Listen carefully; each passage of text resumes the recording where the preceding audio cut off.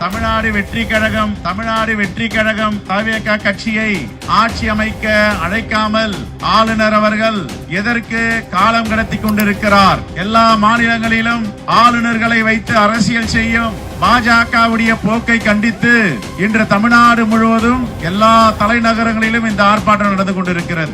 அழைப்பு விடு தனிப்பெரும் கட்சிக்கு அழைப்பு விடு. நிலைநாட்டுவோம் ஜனநாயகத்தை நிலைநாட்டுவோம்.